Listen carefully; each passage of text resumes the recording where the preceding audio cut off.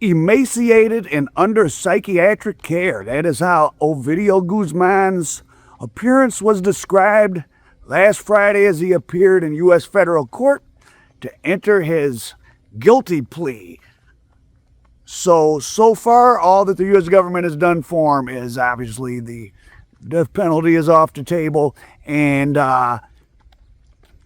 all we know of the contours of the deal so far is in exchange for substantial cooperation, a sentence less than life. So what the hell does that mean? So to refresh your memory, Ovidio Guzman is one of Mr. Ch0po's sons. How you doing? He has been in custody since September 2023 when he was seized in a joint, well, it was a Mexican military operation backed by U.S. and CIA. And so there's his lawyer, Jeffrey Lichtman, who was his father's lawyer, who was not able to save his father, but Jeffrey Lichtman is one of the very top criminal lawyers. He's been working on his deal for, well, 22 months probably. And back last, when was it? The beginning of the year, his brother Juan showed up with, of course, El Mayo and landed at that New Mexico airport. Now, none of that turning in of El Mayo is listed in the plea agreement with Ovidio, but of 17 members of Ovidio and his brother's family and Ch0po's family, obviously, like Ovidio's mother and probably his wife and children, came across the U.S. border down there in San Diego a month or so ago. So obviously a massive plea agreement has been worked, but Ovidio is not doing good in custody. And as you can see from this picture, he looks pretty spooked. And he's said to be suffering from extreme depression and anxiety. No shit. What is it that you were thinking was going to happen? Oh yeah, I almost forgot. Remember to subscribe. I need 1 million subscribers. Share this, put a comment, but subscribe and share. Subscribe and share. Now, Ovidio, he was the youngest son, and he had, I don't know what went on with the other sons, but he definitely had an expensive private school education. Grew up, of course, in beautiful neighborhoods in Culiacan, Mexico City. But, you know, the pressure to get involved in the family business, I'm sure, is hard to resist. I mean, and also, you know, when you're supposedly running something, but you're young and there's all these aggressive people and all this money getting made, who knows? It could have been a train he got on and he just couldn't get off. Now, what do I think his deal is going to be? Well, the son of El Mayo back in 28, well, he got taken into custody in what, 2012? He testified against Ch0po and Vicentillo. He got about 11 years. He's out. Now, I think he had to turn in some huge amount of money. Ovidio is already, he's turning in 80 million as we speak. Which sounds like a drop in the bucket. But that's probably part of the deal. He's not going to give up all his money. I'm sure he had to have accumulated a couple $100 million. I mean, you would think, or at least more than 80 million, for sure. I think that if these guys had have seen what the Fetty Wap was doing and would have had some proper strategic guidance, they would have pulled back earlier. The OD thing made the political situation here in the U.S. untenable.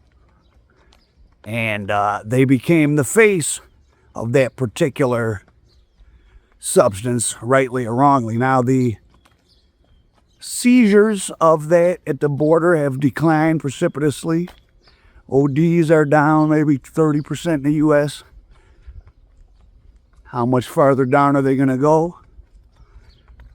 I think that part of the deal that was made, remember right when Ovidio got taken into custody, his brothers put a ban on producing the wap in the areas they controlled, which seems to have been kind of real. But Mexico is a big country, and speaking of which, the spectacle of, and I think any of you guys that are interested in this stuff and probably have watched different documentaries and you watch me and you look at stuff about this, this is a great lesson. Like looking at the D-rug kingpins of different decades and different things is a great lesson in how the world is run, right? How the media is used by politicians to keep us occupied thinking about things that aren't fake or not important, but I mean, there's lots of other things going on. For example, Mexico, like, is their biggest problem people like Ovidio Guzman? Well, an awful lot of violence down there. How much of it is attributable to any individual person, right? We throw around the word the cartel, but there's dozens of them. Frankly, they're all over the place.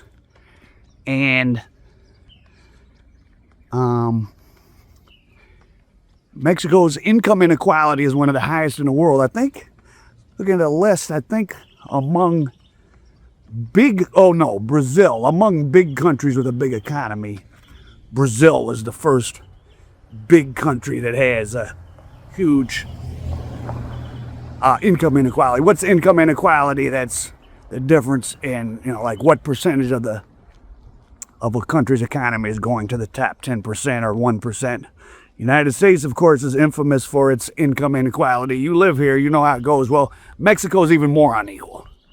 Mexico's society is divided into what they call the three Mexicos, which is the kind of the white or the European elite, but some also there's a Middle Eastern elite, like a guy who, at some years, is the world's richest man, Carlos Slim. He's of Lebanese descent, Mexican of Lebanese descent. So the elites living in Mexico City and are very light, are more Spanish or sometimes Middle Eastern. Then you have, they make up maybe 5% of the population. Then you have like 80% of the population, the mestizos. This is what, if you think of a Mexican person, this is what they would mostly probably appear to be, a mixture of Spanish and indigenous blood. And then in the South, in states like Tabasco, Yucatan, Quintana Roo, and especially Chiapas, which is barely under Mexican government control, people are almost totally indigenous. Some are even Mayan. And the Mayan areas of Central America and Mexico are so, well, they're different than you might think. Like the Spanish didn't really, they conquered them, but they didn't interbreed. Like there just wasn't a lot of Europeans there. And you'll meet people in L.A. that, I think when I was first in L.A., I was talking to an Uber driver, and I was like, oh man, your English is so good, especially for it to be a second language. And he said, oh no, this is my third language. I'm Mayan. We speak Mayan. And I said, well, does everybody learn Spanish? He said, no, not really. If you go to a big city, in like south of Mexico or, Guatemala or something, you'll learn Spanish. But many people live their lives, they just speak Mayan. And then they learn Spanish, then they learn English. But speaking of other smaller provinces, let's look at, well, first let me finish my thoughts about the economic situation. So Mexico is a country whose whole economy is set up in a monopolistic kingpin cartel kind of way, even in the legal economy. Like I mentioned, Carlos Slim, who has been the world's richest man in some years. He's worth over $100 billion now. Obviously, Elon Musk and all that absurd stuff has leapfrogged that. But how did Carlos Slim get so rich? Well, back in 1980 or so, the Mexican telecom company, the AT&T, the Michigan Bell, the whatever, the phone company of the country, he was allowed to take it over and given like monopoly rights, right? So they didn't really have to compete. So I didn't like Tijuana. I do want to go to some other parts of Mexico, but the last time I was in Tijuana was maybe 15 or something. It was a long time ago.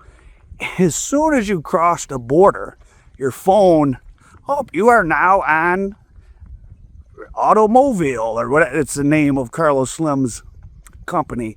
And the rates, I'm sure they're cheaper now, but 10 years ago was free unlimited text and calls in America. It was like $1 a text. It was crazy. So Mexico, for its income level, and I think it's getting a little better in the last few years, but had a retarded, meaning less than it should be,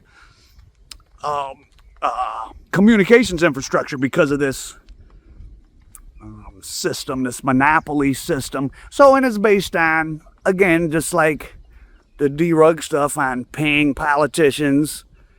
And this is an illegal economy, and Carlos Slim has more money than all those, than every cartel boss put together, right? They don't have $100 billion. I mean, Ch0po might have had $1 billion or $2 billion when he got popped. So the idea that the most important thing and the most predatory people down in that country is someone like Ovidio Guzman, well, it just isn't true. But it serves. When people are talking about Mexico, even in Mexico, I don't think you would think to talk about, well, how much excess wealth from the population did Carlos Slim drain, that if the government hadn't granted him a monopoly in telecommunications would have been in the pockets. Because the reason U.S.'s antitrust laws and monopolies are illegal is because you, the consumer, should be getting the best price possible, leaving more money in your pocket. So that $100 billion that Carlos Slim has, well, maybe $50 billion of that, if it had been a free market down there, just in telecommunications, $50 billion of that would have been in the pockets, an extra $200 in the pockets of every Mexican citizen, or $500, whatever that adds up to. And that's serious money, and that might be the difference between being able to have a little car or not, or a motorcycle, and be able to get a different job. I mean,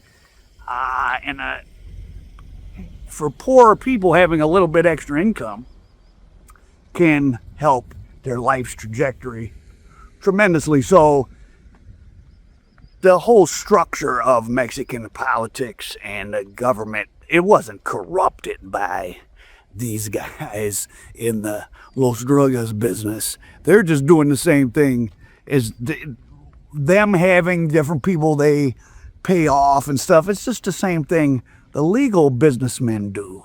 And speaking of payoffs in government officials, and to just show you how the story of like someone like Ovidio Guzman and us reading or seeing on the news, like, oh, well, or thinking that because someone like him or his father or any of them, anyone in particular, is killed or taken into custody, that that it means anything, like they're running the whole country, is absurd. Look at the story of what's his name? Eduardo Cienfuegos, General Cienfuegos. General Cienfuegos at one time he was the equivalent of what would be in our country the Joint Chiefs of Staff. If you remember the most famous one we've had, Colin Powell. That's the person that all the heads of each military branch, they report to him, and he reports to the president. Cienfuegos was retired, and the U.S. government, case out of Las Vegas, and maybe 2015, they're working, and they start working wiretaps, blah, blah, blah, and they start to figure out that there's a cartel called the Ch0po's, named after Hector Beltran-Leyva. He would name his subordinates, like his second in command was H2, and then that guy's second in command was H9. Or I don't know, maybe that was the order he hired them in, whatever. Just like the Zetas had Z1, Z40. And so Hector Beltran-Leyva, the Beltran-Leyva brothers were part of the Federation de Sinaloa. They fell out with them. There was a big war, etc. So the remnants, after they were killed, was the Ch0po's. So that was led by the H2 guy down a little state called Nayarit, which is on the Pacific coast, and it's next to Sinaloa, but it's very small. But it has, I think it has a port where some chemicals would come in. Anyways, they figure out that and this goes to, and my point of telling this story is of how much is going on down there and how really easy it is. So the Ch0po's corrupted the governor of the state of Nayarit and the mayor of the capital, Tepic. So they were doing whatever they wanted, and then they had people in the U.S. and different cities catching and sending money. And it's really just that simple. So I want you to, well, a guy I know I was talking to, and he was telling me about the last time he was really getting some money. He met a Mexican through somebody, and the guy just was posted up with them in the city where they live, in America here. And they're just getting boxes in the mail every other day of, 50 pounds of Mizaf, 10 bricks of Fitty Wap, and just selling it and sending the money back to Tijuana. Like, it's just that simple. So imagine America, to think about how ridiculous it is that one guy or this son of El Mencho, like that taking them out is gonna mean anything to this. Imagine if the United States was the poorer country and we were sending stuff, let's say, to Mexico and Canada. So imagine you're whoever you are, right? But you're much poorer. You're the Mexican version of you. And you're able to, say, grow reefers in the hills by where you live, you and your family, and it costs you $20 per pound of the reefers to grow outside. This is kind of outdated, but just to keep it simple. And you've got cousins in Mexico City who can sell them for $1,000 each there, wholesale. So all you and your family, y'all just grow reefers and just send them however. And the profit margin's so high, and you're sending them to your relatives that you can trust each other. You guys are pooling money and buying businesses and land together in different places. It's just you're sending stuff to your cousins. And maybe you find some people that are smugglers and they're just going to walk it across the border, and they get caught, they take the fall, and y'all split the profits. Maybe you give them a third or something. And like I say, you're growing it for $20, they're getting $1,000. It doesn't matter. Oh, we lost a load, send another. Grows some more. As long as some gets through, you're making a bunch of money. And who is to stop you you live in, Battle Creek, Michigan? Who's going to stop you from growing whatever? Or who's going to stop you from ordering precursors off the Silk Road and looking up or paying somebody to teach you how to make Fazzetti Wizop or METHOD man and sending that to your cousin in Mexico City? Nobody. Mexico's a giant country. I think it's 150 million, 120 million people. There's groups all over the place, and it's so easy. There's so many people of Mexican-American descent in the United States. I think about 20% of the population now is Hispanic, and according to the census, like 2/3 of them are specifically Mexican-American. So that's about 13 or 14% of the U.S. population is Mexican-American or Mexican or whatever. Well, that's about the same percentage as black people. And, black people are all over the place. That's why back in the 80s, when the Colombians, who are not all over the place, they had to make contacts. They had to, we got a black guy in Detroit and a black guy in Chicago and in D.C., and we send them work, and in Harlem and in Brooklyn, because there wasn't enough Colombians. If you're Colombian, you don't have relatives all over. So they needed to meet Americans, white, black, but the Mexicans don't need anybody. They can produce it down there. They got friends and family over here. The government is already structured in a way amenable to this type of stuff because their legal economy works in this type of way. And the general, to get back to Cienfuegos, U.S., all this stuff happens. It's a big, long story in and of itself. But long story short, the U.S. government is on the Ch0po's. They got wiretaps. They're picking some of them off. They might be able to make a case. And the Mexican Marines, elite unit, swoops in and machine guns all the Ch0po, the H9, and kill them because the U.S. is closing in. And the U.S. ends up grabbing Cienfuegos at the airport at the start of COVID, like in 2020. And the Mexican government is upset. Remember, this guy was the head of he was over the whole Mexican military. He was retired at the point this was happening, but I'm sure he was doing it while he was in office. So the Mexican president and government is like, oh, well, if you don't send him back over, we're going to not let DEA agents in the country, which for some months the Mexican government wouldn't issue visas to U.S. DEA agents, so it was a whole big problem. So they end up letting them go back over. And the reason this probably was able to sort of slip through the cracks of the media, the COVID was popping off. This was all in 2020. That's all that was on the front page. Everything else, a lot of shady stuff went on during that time because the news cycle was so dominated. And how this is what's happening with the Epstein thing. That's all that's going to be on the news, and you're going to be able to run around and shoot all other type of moves. But if you're a move shooter, shout out to my move shooters. So they let him go back to Mexico. Mexico promises to do their own investigation. Of course, they clear him, so he's just living in Mexico free. No telling how much money he made, but yeah. So that's just one. That's, you know, the guy that was the head of the Mexican military working with a small group in a place you never heard of, Nayarit. So imagine what's going on with people like Ovidio and them, right? I mean, money at the highest levels.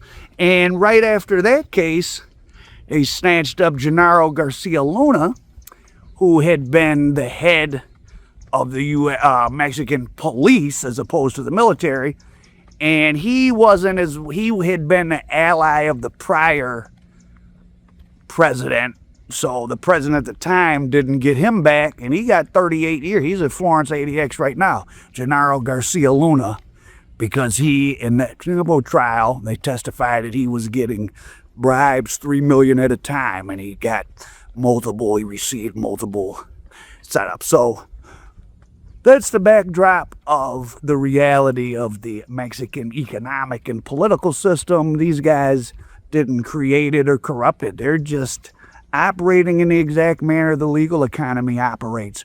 And what's my prediction for Ovidio? Well, the son of El Mayo, Vicentillo, he testified against Ch0po. He got about 11 years, and he was just as big. He was head of logistics. He was in charge of moving stuff over the border. Now, back then, there wasn't all the OD deaths, so there's not. That is kind of they fucked up with the Fetty Wap. They really did. They could have probably flown under the radar, or not under the radar, but it wouldn't have been such a priority. But this is a public health crisis, and it's not going away. It's not caused, though, of course, by the stuff they're sending. It's caused by the hopelessness of the lives of so many Americans that people are doing increasingly hard D-rugs and matching them up. Fetty Wap ain't enough. I want a Fetty Wap and METHOD, man. A lot of hopelessness because of economic circumstances in this country. That's a whole nother topic, but so I predict Ovidio. They let him have his whole family come over. His brother delivered Mayo. He's going to be giving info, a lot of it, for a while. If the Fetty Wap continues to fall, he's going to want a deal like Vicentillo's. He probably won't get as good a one. He may get something under 20 years, though. And here's another thing, though. Or if he gets longer than that, what they may tell him is, let us give you this 25, so that, or this 22, so that can be in the newspaper. And in 5 years, we're going to come back it knocks 7 or 8 years off that. That's what happens a lot of times. Because I'll look up names from cases, and they'll have gotten 20 years or something, and you look and you're like, oh, okay, this guy should be in his last 4 or 5 years, and it's like, oh, left Bureau of Prison custody a few years back. A lot of people's sentences get cut in half, get a third cut off. It's stuff was probably in the works all along, and just for the spectacle purposes of making it appear as they're really doing something, they give long sentences with the promise of changing them later. So it'll be interesting. So Ovidio had a global plea where he had I think four charges out of Chicago and 1 out of New York. There's a homicide involved in the U.S. and Phoenix of the cousin of a guy, Minnie Lick. Minnie Lick and Lick were Licencio Damasio. They were allies of young Ch0po, and then they turned enemies. So that there's a homicide in there, and then there's all the smuggling, the money laundering. So now as for his brother, I don't think he would have got on a plane with Mayo. Like, they had to have worked out a hell of a deal. The fact that, the 17 of their family members walked across the border. That's pretty fucking wild if you think about it. They cut a deal with the whole family. That's clearly what happened. Ch0po is in misery at ADX. Some of those guys don't seem to mind so much because they were living a certain type of way. But Ch0po, if you're someone who's used to telling people what to do and all that, that's got to be a living hell. And I'm sure the U.S., if I was running the DEA, Department of Justice, I would want to use as propaganda to show an emaciated Ovidio under psychiatric care too, and to dissuade new traffickers. So that's what's going on. I'll profit American dope.